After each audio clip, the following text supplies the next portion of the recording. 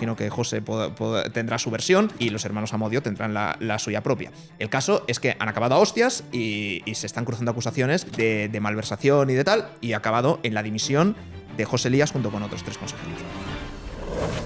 Pues los que no han hecho team building, y se nota, han sido los de UHLA. O más bien su consejo de administración, sus consejeros, porque ha habido bronca y nuestro amigo José Elías ha salido del consejo, ha dimitido como vicepresidente. ¿Qué ha pasado? ¿Sabemos qué ha pasado?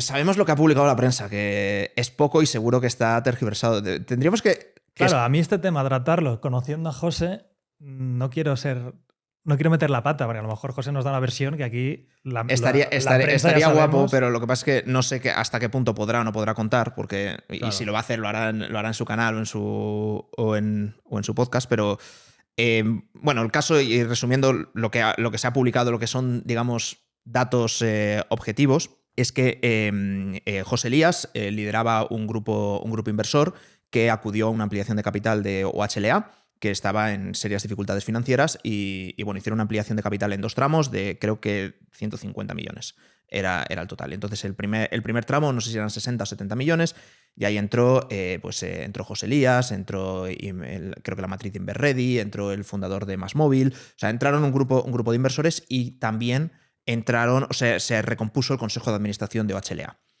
OHLA viene de OHL, hablamos de ella cuando falleció el fundador. Entró el grupo inversor de los hermanos Amodio, que de ahí viene la A, que se ha incorporado al nombre, y es una de las mayores constructoras de España, 5ª o 4ª constructora nacional, y es una empresa cotizada.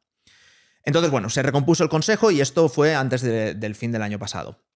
José Elías entró como vicepresidente y pues uno de los hermanos Amodio era el presidente y el otro hermano Amodio era el segundo vicepresidente. José Elías no sé si tiene un poquito más de un 10% y luego los diferentes inversores que entraron pues eran un 2,3%, un 2%, un 1%, hasta sumar más o menos un 16-17%. Los hermanos Amodio tienen un poquito más del 20%. Entonces, bueno, pues entraron los nuevos inversores al consejo y se supone que tenían un plan de reestructuración de la compañía, de la deuda, hablaron con los bonistas. Todo. Una nota, es decir, cuando tú entras como accionista, tú entras como socio, ¿no? Tienes un sitio en la Junta General, pero a veces, cuando tienes una participación muy alta, puedes negociar tener un asiento en el consejo. Eso es lo que hicieron, porque José Elías es consejero dominical, que es que se llama. Hay otros de estos inversores que han entrado y no he entendido muy bien, porque en las noticias, y no sé si la prensa estará equivocada o no, que puede ser, pero que decían, y no sé quién, consejero independiente. Y hostia, pero si tiene un 1%. A ver, no es como muy independiente, ¿no? Pero bueno, en cualquier caso, entraron en el consejo como parte de todo este movimiento, algunos como independientes, otros como dominicales, pero bueno, más o menos como dominicales, ¿no? Entonces, ¿qué es lo que ha pasado? La compañía ha recibido un laudo muy negativo. ¿Qué es un laudo? Un laudo, Marc. Un laudo, ¿recordáis cuando hablamos de la mediación y el arbitraje como mecanismos alternativos para resolver conflictos? Sí. Pues cuando hay una controversia y las dos partes previamente o en el momento se comprometen a resolverlo mediante arbitraje, el resultado del arbitraje, o sea, lo que los árbitros, determinan es un laudo. Y un laudo arbitral... O sea, en vez de ir a juicio, lo hacemos nosotros rápidamente con uno que estemos de acuerdo que arbitre. Que sea neutral. Correcto. Y lo que diga el laudo él, es el resultado de eso. Sí. El laudo es la sentencia de un arbitraje. Exacto. Vale, el laudo es igual que una sentencia y es igualmente Ventajas ejecutivo. es que va más rápido, no tienes que ir a juicio, etcétera, Sí. ¿no? Y es más caro, normalmente. Y es más caro. ¿Es más caro el laudo? Sí, pero Sí. es más rápido. Es más rápido. Claro. Y tú también a los árbitros, y ya por acabar de matizar, les dices con qué leyes quieres que se te juzgue. A lo mejor quieres legislación española, legislación ¿No son jueces? francesa. ¿Son abogados? ¿O? Son gente de reputado prestigio en la industria o Vale. abogados. No, Bueno, no son jueces. bueno, no pagas. necesariamente. O expertos, ¿eh? Si hay una controversia blockchain, igual llamarían a peritos. un experto en A blockchain. lo mejor te pueden llamar a ti como laudo y te pagan por tus horas. Correcto. Exacto. Es como un juicio express sin tener Exacto. al Estado de por medio. Correcto. La única cuestión es que las dos partes tienen que estar de acuerdo con someter ese contrato o ese negocio a un arbitraje. Vale. Y aquí había pasado y ha salido el laudo. Y entonces el laudo les perjudica claramente a OHLA. Entonces, es un laudo que les va a costar unos 40 millones, más o menos. Entonces, que si estamos hablando de que la refinanciación, hostia, era ver cómo hacemos una ampliación de capital por 60, 70 millones y tal, es un palo. ¿Qué es lo que pasa? Que un consejero vendió muchas participaciones de OHLA, muchas acciones, informando a la CNMV y demás días antes de que se conociese este laudo. Entonces, se han empezado a cruzar acusaciones de malversación, uso de información privilegiada, etc. Está investigándolo la CNMV. O sea... Hombre, suspicious. Rarete. Pero es mutuo. O sea, hay como dos grupos digamos, de inversores. Esto, pues imagino que José tendrá su versión y los hermanos Amodio tendrán la suya propia. El caso es que han acabado a hostias y se están cruzando acusaciones de malversación y de tal, y ha acabado en la dimisión de José Elías junto con otros 3 consejeros. Hostia. Voilà. Bueno, oportunidad para ver si José, cuando acabe todo esto, venga a aclararnos un poco. Porque, claro, seguir hablando de cosas que ha dicho la prensa... No, aquí la cuestión es que no sé hasta qué punto es confidencial o hasta qué punto querrá compartirlo. Bueno. Pero desde no, luego... ya también lo va a contar en su podcast. O sea, seguid a... Yo últimamente estoy viendo mucho su podcast. La verdad es que lo hace muy bien, ¿eh? Eric y José. Vender acciones justo antes de un resultado de un laudo, cuando tienes posición de información, hombre...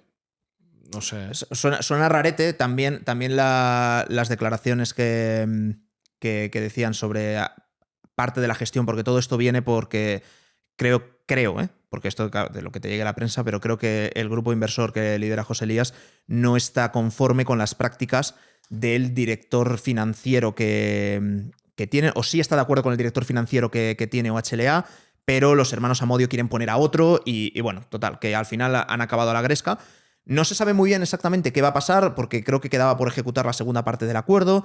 Las acciones que ya tienen los inversores, las acciones que ya tiene José Elías, creo que tiene por contrato, debe tener algún vesting o algún cliff en el que no puede venderlas y tampoco puede deshacer esa posición. O sea, no se sabe porque no ha habido estos movimientos. Los tienen que informar a la CNMV, ¿no?